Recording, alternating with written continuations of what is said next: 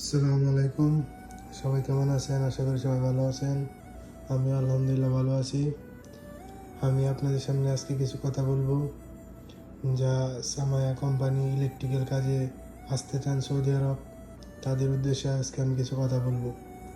আমাকে অনেকে জিজ্ঞেস করছে, ভাই ইলেকট্রিক্যাল কাজের বেতন কত, কয় ঘন্টার ডিউটি, ওভার টাইম আছে কি না, কোম্পানি কি রুম আকামা, কয় মাস পরে বানায়, কি কয় বছর, 1 বছর করে বানায় না 3 মাস না 6 মাস।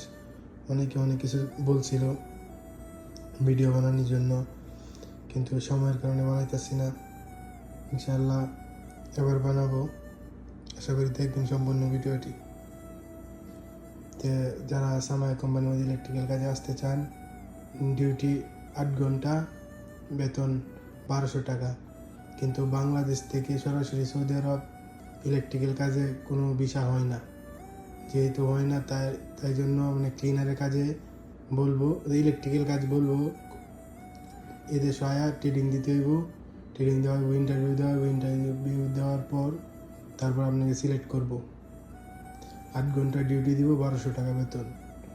আর ওভার টাইম নাই, অনেকের থাকতেও পারে, অনেকের নাও থাকতে পারে, এটা আমি জানি না সঠিক। কিন্তু আমরা যে জায়গায় কাজ করি এই জায়গায় কোনো ওভার টাইম নাই। 8 ঘন্টা ডিউটি করার পর আপনার মনে চাই বাইরে কাজ করবেন না, মনে চাইলে নাই, মনে চাইলে ঘুমায় রুমে থাকবেন। আশা করি বুঝতে পারছেন।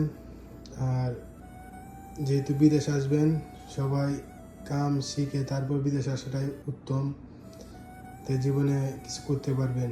আর সৌদি আরব অবস্থা তেরকম একটা ভালো নয়, কারণ বাইরে খুব কাজ নাই, করুন জানা।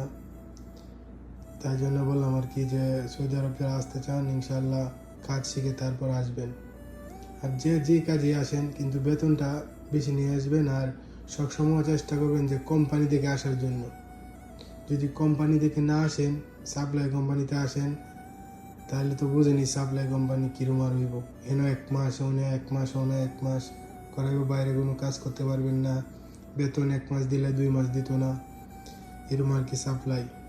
তাহলে ইনশাল্লাহ আমরা যারা আসতে চাই বাংলাদেশ থেকে সৌদি আরব, ইনশাল্লাহ সবাই চেষ্টা করব যে কাজ শিখে আসার জন্য এবং ভালো একটি কোম্পানি থেকে আসার জন্য।